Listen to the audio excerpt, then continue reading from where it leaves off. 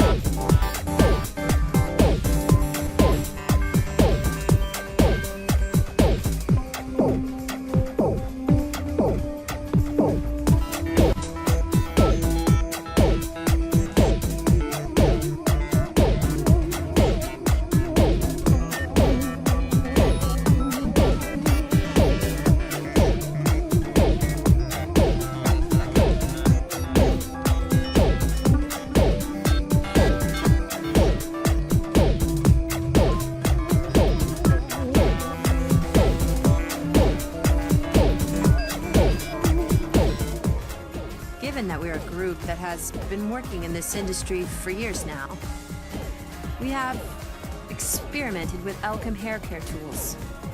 And they are truly very professional tools. They are very high quality tools. They make our jobs as hairstylists easier, simpler, and just a lot more fun.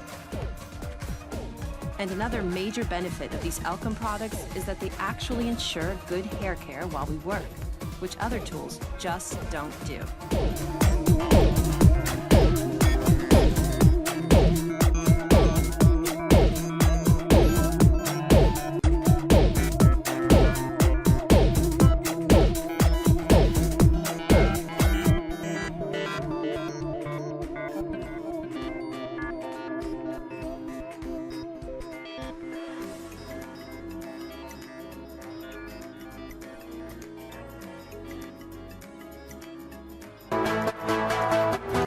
Hey guys, it's Heather. Welcome to How to Be Fancy. Today I'm going to be showing you how I use a hairdryer when styling vintage hair.